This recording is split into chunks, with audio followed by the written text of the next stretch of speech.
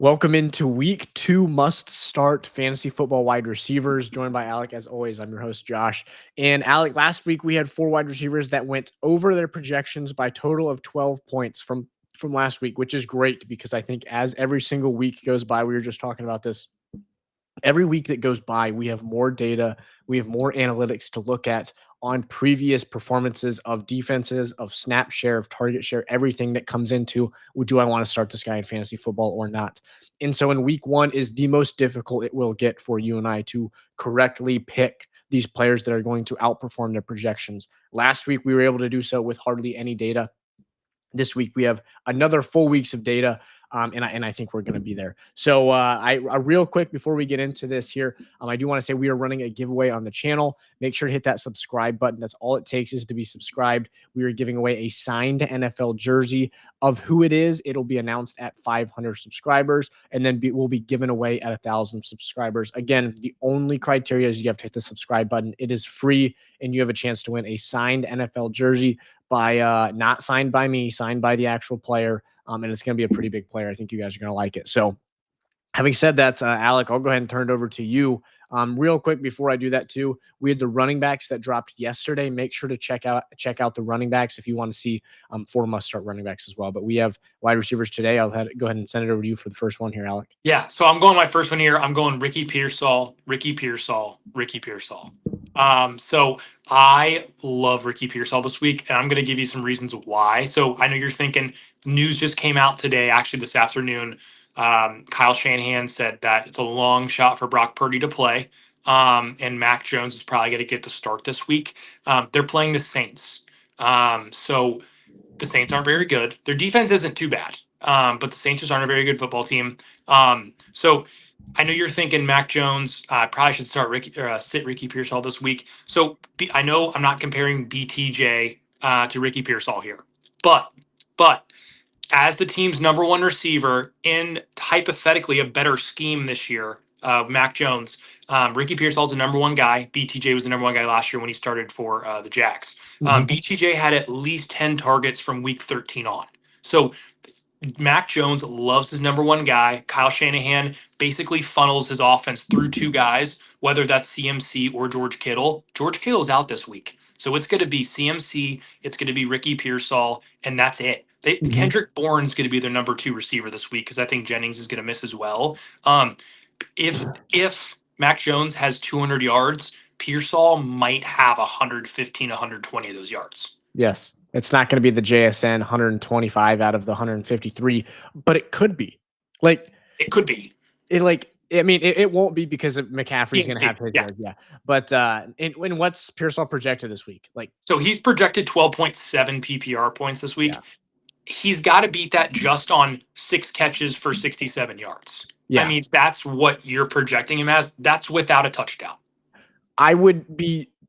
He could have 8 catches for 40 yards, and I wouldn't be I absolutely love it too. I think that when you look at, we talk about this all the time, right? We want guys that are going to have targets, that are going to dominate target snap share. They're going to be the number 1 guy. They're going to be the number 2 guy with a lot of targets. That's what we want. And when you're in an offense that's a Shanahan-led offense, look back at Trey Lance's highlights when he was with the 49ers. He's throwing to wide open receivers. That's what Shanahan does. He schemes guys open. And I think that it doesn't matter if you bring Mac Jones in, if he's a significant drop off from Purdy, which for fantasy reasons, he might not be. I think that's kind of something that people might not realize too, is it's like going from I'm trying to find a good, Deshaun Watson to Jameis Winston, right? And I know Deshaun Watson has been previously bad, but the quarterback play is worse for your team. For fantasy football, it might not be, right? And I'm not comparing Mac Jones to Jameis Winston. I'm just saying there are situations in which your backup quarterback is a better fantasy quarterback for your wide receivers than your starter. I don't necessarily know if that's the case here, but it's not that big of a drop off, I don't think. So you're projecting a guy at 12.7 with 0 target competition for anybody that's not a running back. So if you're running a route downfield, he's 0 target, competition, and he's in an offense that is infamously known for scheming people open. I love Ricky Pearsall this week. absolutely love the value you're getting on him. I think if you want to buy Ricky Pearsall, you better buy him now because after this week, you're not going to be able to buy him. I think I could very easily see him putting up 100 yards again, and if he puts up 100 yards again this week, he's going to have eight catches or more. And if he flirts with the touchdown at all, it's a boom week out of him. So I love Ricky Pearsall. Yeah. And kind of what I was trying to say at the beginning without confusing everybody. Basically, Mac Jones can support a number one receiver in an offense. So, I mean, he peppers one guy with targets. That's going to be Ricky Pearsall this week. Yep. I love that there. So speaking of getting peppered with targets, I'm gonna go over to Carolina again. And this might be the final week we get T Mac on here, but last week we had T Mac and it was unfortunate, I will say. I think that I I would make the pick again is what I'm trying to say, right? He had 68 yards, missed his projection by roughly 3 points. He had roughly I think an 18 or a 20-yard catch down the sideline that got called back for like a hands to the face from an offensive lineman. That was unfortunate, right? That's you're damn near 3 points right there. Also had a touchdown if Bryce Young doesn't overthrow him. Also, their team had 150 passing yards. Okay, given that, and he only missed his projection by 3, I love it here. And I that's what I wanted to touch on here is you're going up against Arizona, right? I think it's going to be a negative game script again. And T-Mac had 68 of their pretty much 70 of their 150 passing yards last week. 68 of their 154. That's absurd to have that type of, in your first career game to have that type of dominance in your offense. The second that Bryce Young starts to throw for 200, 250 yards in a game, T-Mac is going to boom. And I think we can all agree that the 154 yards in a game, no matter who your quarterback is that's going to improve, right? Like as it gets better. I would not, unless it's Justin Fields who is choosing to run all the time. Bryce Young is not choosing to run. If you're in a negative game script, you're not going to throw for 150 yards a game. And I think T-Mac is going to be the results of that. Led the team in targets, catches, and yards. He's the clear-cut alpha in this offense. And I think that of his 14.52 point projection, I very much see him going over that. I see him getting into that 17, 18, maybe even 20-point range because I like the 8 catches for 100 yards this week. Yeah, no, I love that. And then if you look last week at who the Cardinals played, the Saints. Saints basically only have 2 pass catchers too, and both had one had 9 targets, one had 10 plus targets. So we just saw last week the Saints give up double-digit targets to the alpha receiver on the other team. And I believe around 250 passing yards to Spencer Rattler. Yeah. So it's possible. You're dead on here. I love this. I love this week. Yeah. If Rattler can do it, I really like Young to do it. And T-Mac, I think, is an absolute alpha. And this is going to be the week that he breaks out. Yeah, I love that. So I'm going to talk about another potential breakout alpha who's kind of getting his legs back underneath him. So I'm going to go Stefon Diggs here. I know Kayshon Boutte had a great week last week, over 100 yards. I think it was 8 catches. Diggs, so he played on only 41% of snaps, but he still had 7 targets. And I know they threw the ball over 40 times. I knew there was a negative game script. They abandoned the run, but playing 41% of snaps and still getting 7 targets, even in a 40 plus passing attempt game, is pretty crazy. Yeah. So it shows you that Drake May wants to get Stefon Diggs the ball. Stefon Diggs is getting open enough to actually get a target.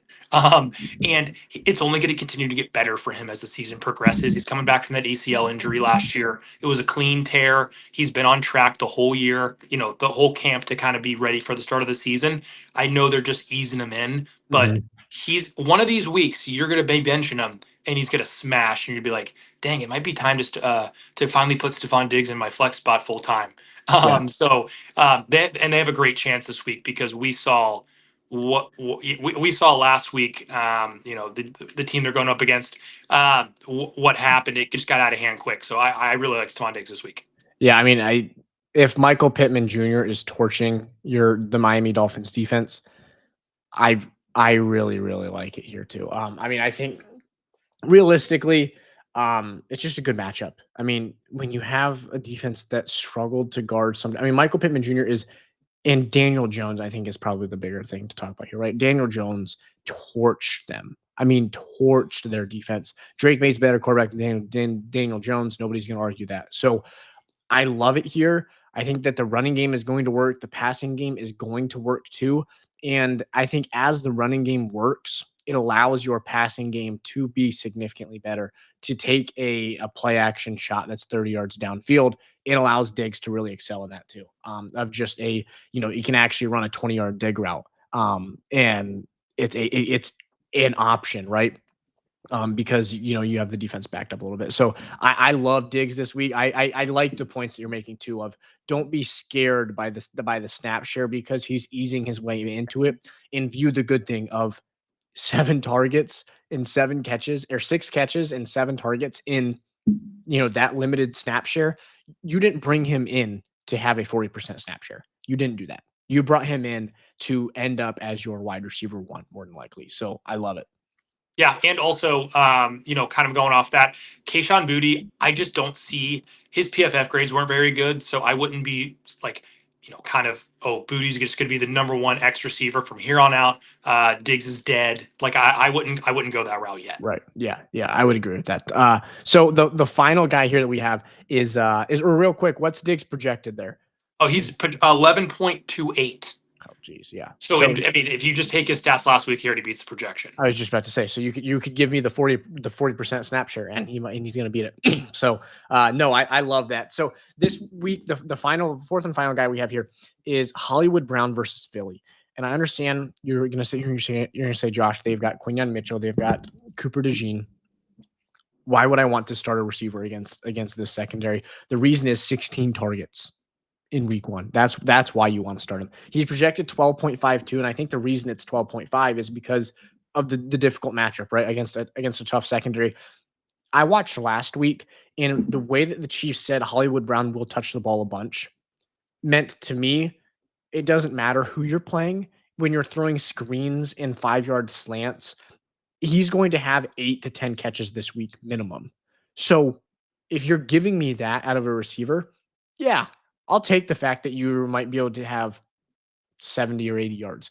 I mean, at one point, Hollywood Brown had, I think, like 6 catches for 19 yards or something like that last week. That's absurd. But then he starts to break, and ends up with like nearly 100 yards, I think, with 99. So Hollywood Brown, until with no Xavier Worthy and no Rashee Rice, Travis Kelce is a ghost of himself at this point. He had a great play call that ended up in a touchdown for him. If you take that out, he had a terrible week, an awful week. So I absolutely love Hollywood Brown this week. He is the clear-cut target machine in this offense. And I think that until Xavier Worthy is back or Rashee Rice is back, Hollywood Brown almost has to just permanently stay in your lineup, or until they say we're not going to target him. But I have no reason to think that they're going to do that. I like him to have 12, 14 targets again this week, 8 to 10 catches. And if you're giving me 8 to 10 catches and you have a 12.5 projection, I think you're going to go over that. Yeah, and you're telling me, I know they hit that big play at the end to Hollywood Brown, like later in the game, but you're telling me if you give Hollywood Brown with his speed, and we've seen this time and time again when he played in Baltimore with Lamar, all he needs is one deep ball and he's gone. Yep. And you're telling me Mahomes can't give that to him potentially. So yeah, no, I love Hollywood this week too. If you picked up Hollywood or you had Hollywood on your bench and you don't play him now, then you're just never going to play him. Right. So now's the time to play.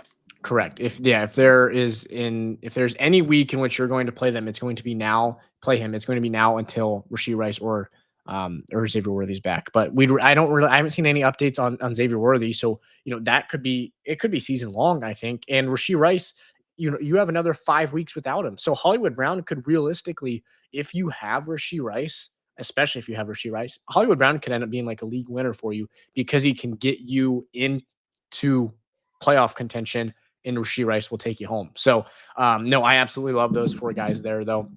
We have Stefon Diggs, Ricky Pearsall, Tetairoa McMillian back for the second week in a row, just like Diggs, and then Hollywood Brown. Last week, we went 3 for 4 on guys outperforming their projection and a cumulative of plus around 10 to 12 points. That's a great week with no data. I think this week with data, it's going to be just as good, if not better. And we've got 4 really, really great matchups that I love here, Alec. So other than that, this has been the Sports Geeks podcast. They play, we talk. Thanks for watching, guys. Peace.